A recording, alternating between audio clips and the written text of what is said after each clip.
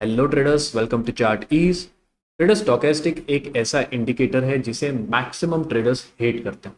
अब इसे हेट करने का रीजन बहुत ही सिंपल है।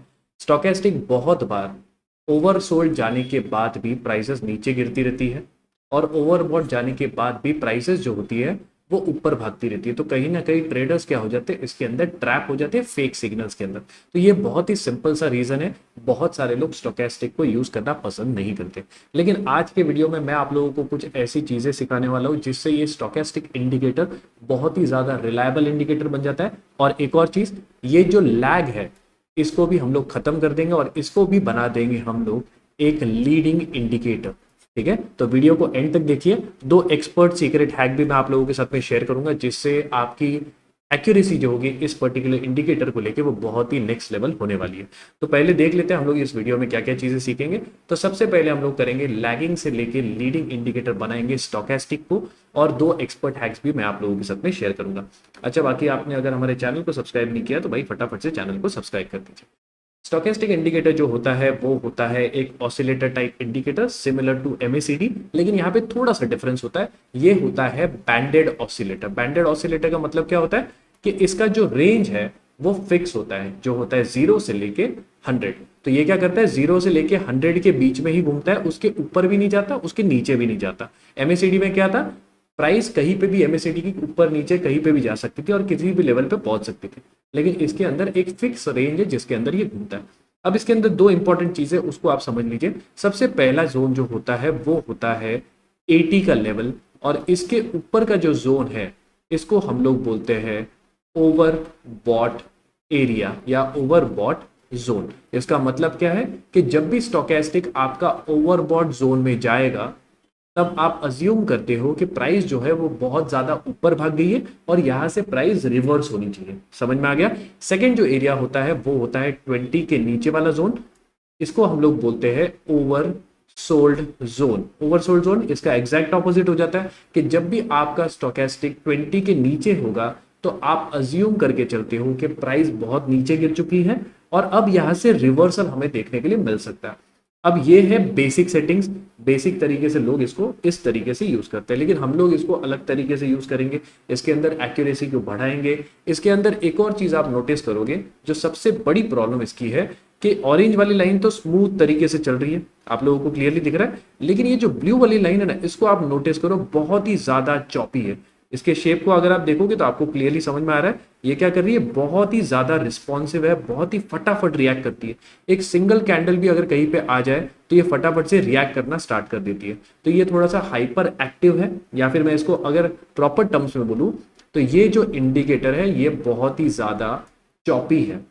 अब इसको हम लोग क्या करेंगे, हम लोग इसको बनाएंगे लीडिंग इंडिकेटर, और उसी के साथ साथ ये जो ब्लू वाली लाइन है ना, इसको हम लोग स्मूदन आउट करेंगे। मतलब क्या, ये स्मूथ तरीके से मूव करे एक मूविंग एवरेज की तरह। क्लियर समझ में आ रहा है। तो कैसे करेंगे, तो ये देखिए, यहाँ पे ये है हमारा ट्रेडिशनल स्टोकेस्टिक और ये है हमारा लीडिंग स्मूथ स्टोकेस्टिक। अब इन दोनों के बीच में प्राइस को एक सेकंड के लिए छोड़ दो, सिर्फ इंडिकेटर के ऊपर फोकस करो। आपको क्लियरली दिख रहा है कि यहाँ पे प्राइस जो है या फिर स्टोकेस्टिक जो है बहुत ही स्मूथ तरीके से मूव कर रहा है। मतलब प्लेन मूविंग एवरेजेस किस तरीके से मूव करती है उस तरीके से अच्छे से मूव कर रहा है। जबकि हमारा जो ट्रेडिशनल स्टोकेस्टिक है उसमें बहुत सारे आपको चॉपीनेस देखने के लिए मिलता है। ठीक है, अब हमें इसको किस तरीके से लीडिंग और स्मूथ बनाना है, तो इसकी सिंपल सी सेटिंग्स है। आपको सेटिंग्स में जाना है।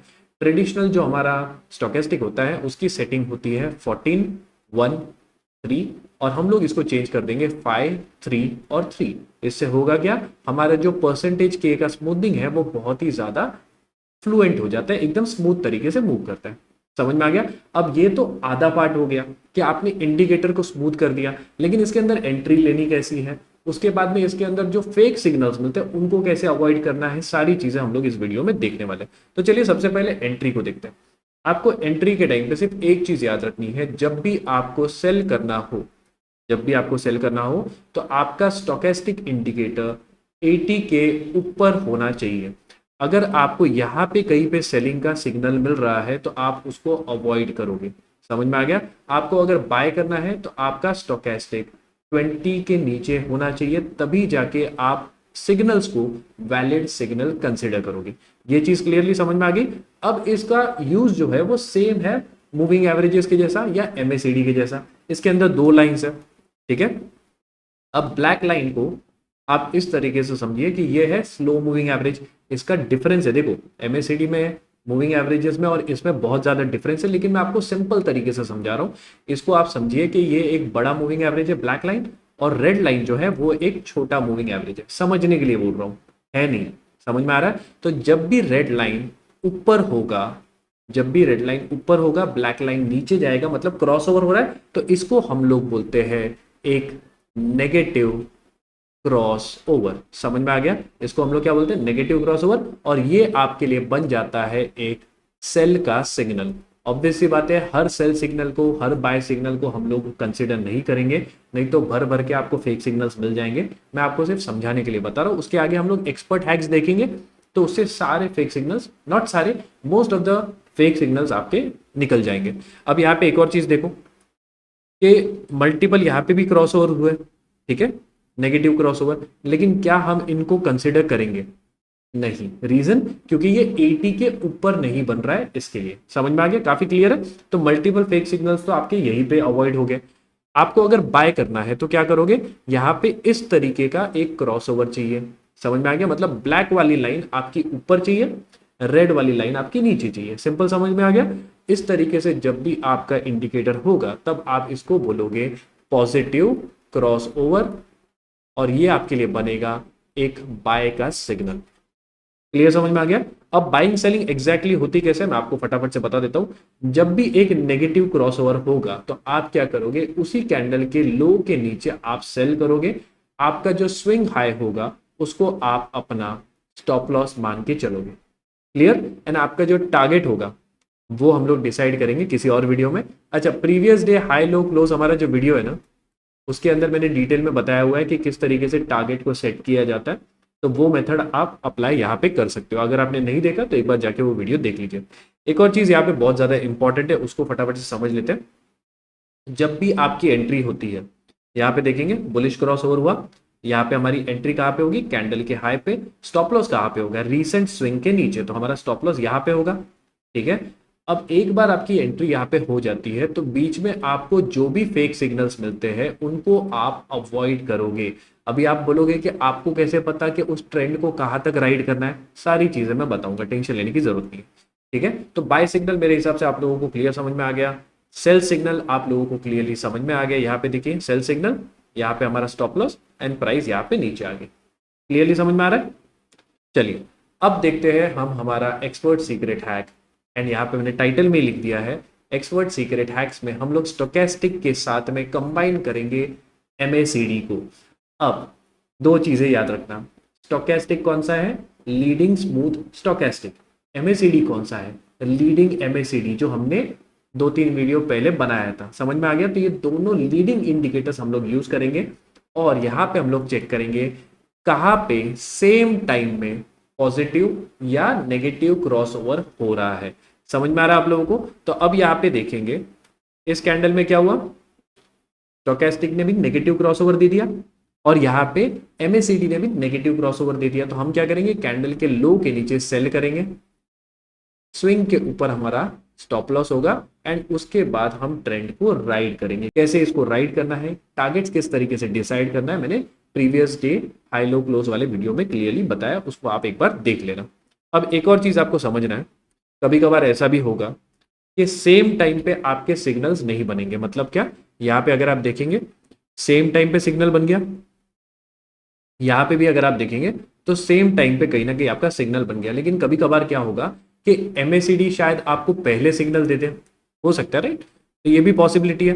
हो सकता है कि एमएसीडी ने यहाँ पे एक कैंडल पहले सिग्नल दे दिया, स्टोकेस्टिक ने एक कैंडल बाद दे दिया, तो भी ये सिग्नल वैलिड रहेगा। समझ में आ गया? आपकी एंट्री तभी होगी जब दोनों सेम टाइप के ट्रेंड में हो जाएंगे। क्लियर? समझ में आ रहा है? ऐसा आप नहीं कर सकते कि यहाँ पे नेगेटिव क्रॉसओवर है, यहाँ पे पॉजिटिव क्रॉसओवर है और आप बाय कर रहे हो। नहीं, जब दोनों सेम डायरेक्शन में मूव करेंगे तब जाके आप उसके अंदर एंट्री लोगे। और ये भी चीज याद रखना, आपका जो डिफरेंस होना चाहिए मैक्सिमम, वो 1 से 3 कैंडल्स का होना चाहिए। ऐसा नहीं होना चाहिए कि स्टोकेस्टिक ने सिग्नल दे दिया यहाँ पे कहीं पे और एमएसीडी यहाँ पे कहीं पे जाके आपको सिग्नल दे रहा और फिर भी आप बाय कर रहे हो। वैसा नहीं करना। तो 1 से 3 कैंडल का डिफरेंस है, वैलिड है। उससे ज्यादा अगर हो रहा है डिफरेंस दोनों के सिग्नल्स में, तो उस ट्रेड को आप अवॉइड कर सकते हो। अब एक और चीज आप नोटिस करो, एमएसीडी स्टोकेस्टिक दोनों ले लिया, लेकिन जानबूझ के मैं ऐसे टाइप के एग्जांपल्स लिए ताकि आप लोगों को क्लियरली समझ में आए। लेकिन इसके अंदर भी मल्टीपल फेक सिग्नल्स आपको दिखाई दे रहे हैं। ठीक है, यहाँ पे भी अगर आप देखेंगे, ये तो ठीक ठाक चल गया, चलो यहाँ पे देख लो, इसमें भी छोटा सा ही मुंह आया, ज्यादा बड़ा मुंह तो आया नहीं। तो यहाँ पे हम हमारा जो ब्रह्मास्त्र है, जो कि हम लोग हर वीडियो के अंदर यूज कर रहे हैं, वो यूज करेंगे, which is higher time frame. अब हायर टाइम फ्रेम में कौन सा स्टोकेस्टिक यूज करना है? लीडिंग वाला। ये चीज आप समझो, हायर टाइम फ्रेम के लिए बहुत ही ज्यादा इंपॉर्टेंट है। आप हायर टाइम फ्रेम के लिए लीडिंग स्टोकेस्टिक यूज करेंगे, प्लस लैगिंग वाला MACD यूज करने वाले हैं। MACD का तो मैंने ऑलरेडी पूरा वीडियो में एक्सप्लेन किया हुआ है, कैसे हम लोग हायर टाइम फ्रेम पे यूज करते हैं। सेम तरीके से आप स्टोकेस्टिक को भी यूज करोगे, लेकिन स्टोकेस्टिक आपका लीडिंग ही रहने वाला है। थोड़ा सा कॉम्प्लिकेटेड हो सकता है, प्रॉपरली देखिएगा वीडियो को, वापस से समझ में आ जाएगा। अब ये है हमारा हायर टाइम फ्रेम। ठीक है, यहाँ पे अगर आप देखोगे तो नेगेटिव क्रॉसओवर हुआ हायर टाइम फ्रेम के ऊपर, दोनों स्टोकेस्टिक और MACD नेगेटिव टेरिटरी में आ गए, मतलब बियरिश क्रॉसओवर दोनों के अंदर हो गया। दोनों क्या बोल रहे हैं हमको कि हायर टाइम फ्रेम नेगेटिव है। ठीक है, अब हम लोग जाएंगे लोअर टाइम फ्रेम पे। लोअर टाइम फ्रेम पे अगर आप देखोगे तो मल्टीपल बाय सिग्नल्स आपको मिले, बरोबर है, मल्टीपल बाय सिग्नल्स आपको मिले। क्या आप किसी भी सिग्नल को एंटरटेन करोगे? नहीं करोगे। समझ में आ रहा है? एक्चुअल में ये जो लास्ट वाला आपको सिग्नल दिख रहा है, इस टाइम पे शायद हमारा जो MACD है, यस ये देखिए, उस टाइम पे हमारा बुलिश क्रॉसओवर हुआ था, तो उसको एक बार कंसिडर कर सकते हो। लेकिन बाकी के जो दोनों सिग्नल्स है उनको आप कंसिडर नहीं करोगे। और ये बुलिश वाला सिग्नल भी अच्छा खासा रिस्क रिवॉर्ड उसने दिया है। आप सिर्फ और सिर्फ यहाँ पे नेगेटिव सिग्नल को कंसिडर करोगे। नेगेटिव क्रॉसओवर, नेगेटिव क्रॉसओवर, आपका ट्रेड एक्टिव होगा यहाँ पे, आपका स्टॉप लॉस होगा स्विंग हाई पे, और आप इस ट्रेंड को राइड करोगे। बीच में जो भी आपको सिग्नल्स मिलते हैं बाय साइड के, उनको आप अवॉइड करोगे। क्यों? क्योंकि आपका higher time frame negative side में। क्लियर, समझ में आ गया? ये हो गया सेकंड एक्सपर्ट हैक। अब जितने भी लोग वीडियो को एंड तक देखते हैं, उन लोगों के लिए एक बोनस मैं आप लोगों को दे रहा हूँ। ठीक है, बहुत सारे लोग क्या करते हैं ना, फटाफट से सेटिंग देख के भाग जाते हैं वीडियो देख के। मैं आप लोगों के लिए कुछ बोनस दे रहा हूँ, क्योंकि आप लास्ट तक वीडियो को देख रहे हो। समझो, आपको कंबाइन करना है ये दोनों इंडिकेटर्स को विथ प्राइस एक्शन। अब प्राइस एक्शन को कैसे कंबाइन करेंगे? हायर टाइम फ्रेम के ऊपर, हायर टाइम फ्रेम के ऊपर ट्रेंड देखने के लिए दो चीज आप कर सकते हो। एक तो स्टोकेस्टिक और MACD को आप देखोगे, ये चीज हो गई। सेकेंड चीज आप देख सकते हो प्राइस एक्शन। प्राइस में स्विंग्स कैसे बन रही है, higher high higher low structure बन रहा है, या फिर lower high lower low structure बन रहा है। ये चीज आप देख के ट्रेंड को आइडेंटिफाई कर सकते हो बहुत ही इजी तरीके से। समझ में आ गया? तो इंडिकेटर का कंफ्यूजन आपका वैसे ही खत्म हो जाएगा। यहाँ पे आपको क्लियरली दिख रहा है ट्रेंड क्या था, नेगेटिव है। यहाँ पे फॉर्मेशन किस चीज का हुआ था, लोअर हाई का। हायर टाइम फ्रेम पे चल के देखते, चलिए ये देखो, ये हमारा हायर टाइम फ्रेम है। यहाँ पे अगर आप देखेंगे तो यहाँ पे क्या हो रहा है, साइडवेज लोअर हाई बना है। देखो ध्यान दो, कंटिन्यूसली क्या बन रहा है, लोअर हाई फॉर्मेशन हो रहा है। तो इस पूरे ट्रेंड में आप सिर्फ और सिर्फ लोअर टाइम फ्रेम पे, ट्रेडिंग टाइम फ्रेम पे सेल साइड के ही ट्रेड लोगे। ये बाइंग साइड के जो भी ट्रेड्स बनेंगे लोअर टाइम फ्रेम पे, उनको आप अवॉइड करोगे। ठीक है, अब प्राइस एक्शन के ऊपर डिटेल में मैं पूरा एक सीरीज लेके आने वाला हूँ, बेसिक्स टू एडवांस करके। तो हमारे चैनल को सब्सक्राइब करके रखिए, वीडियो को लाइक करके रखिए। ठीक है, मैं उसके अंदर सारी चीज़ें आप लोगों को समझाऊंगा, प्राइस एक्शन किस तरीके से आपको यूज़ करना है। तो भाई इस वीडियो में हम लोग इतना ही रखते हैं। अगर आपको वीडियो पसंद आया, वीडियो को लाइक करो, चैनल को सब्सक्राइब करो। मिलता हूँ मैं आप लोगों से नेक्स्ट वीडियो में, तब तक के लिए हैप्पी ट्रेडिंग।